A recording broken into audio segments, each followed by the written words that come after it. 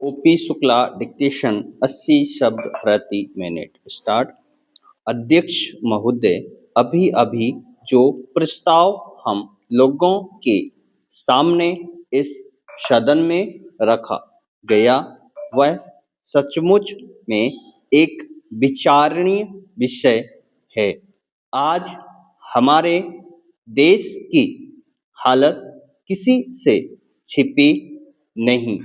हर आदमी जानता है कि देश के कई भागों में वर्षा नहीं हुई।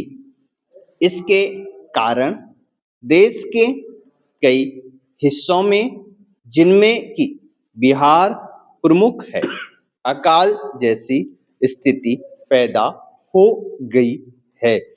चाहे हम इस बात से कितना भी इनकार क्यों ना करें कि अभी तक भूख से किसी आदमी की मृत्यु नहीं हुई है, लेकिन यह बिल्कुल ठीक है कि अब ऐसी स्थिति होने में कोई कसर नहीं रह गई है। आप यह समझ लीजिए कि किसी दिन भी आपको ऐसा अवसर मिल सकता है कि अमुक स्थान में भूख से इतने आदमियों की मृत्यु हो गई और इतने पशु समाप्त हो गए। Paragraph change. मैंने स्वयं इन इलाकों का दौरा किया है। करीब करीब हर गांव और कस्बे को देखा है। मैं जहां भी गया हूं वहीं एक जैसी दुख भरी कहानी सुनने को मिली। हर ग्रामवासी के मुंह पर एक ही शिकायत है कि इस साल हमारा क्या होगा। उनके पास अनाज का भंडार समाप्त हो गया है।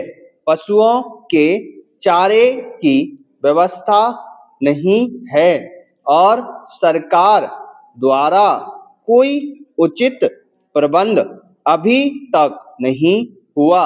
बेशक सस्ते गल्ले की बहुत सारी दुकानें खोलकर सरकार ने इस दिशा में एक सराहनीय कदम उठाया है, किंतु यह दुकानें अभी बहुत कम संख्या में हैं और गांवों से बहुत दूर दूर भी हैं। इन दुकानों की दूरी और भी इसलिए अखरती है क्योंकि आजकल पानी ना होने से ग्रामवासी किसी और मेहनत मजदूरी की तलाश में लगे रहते हैं। ऐसे समय यदि उन्हें अनाज प्राप्त करने के लिए अपने गांव से मीलों दूर जाना पड़े और उनके आने जाने में ही पूरा दिन समाप्त हो जाए तो फिर आप ही बताइए वे बेचारे क्या करें। इसलिए जहां हम एक और यह ध्यान दे रहे हैं कि सस्ते अनाज की दुकानें खोली जावे, वहां दूसरी ओर यह भी आवश्यक है कि इन दुकानों की दूरी 1-2 मील से अधिक ना हो। भले ही इसके लिए हमें कुछ अधिक दुकानें खोलनी पड़े, यह एक बहुत ही आवश्यक बात है और हमें इसका ध्यान रखना चाहिए।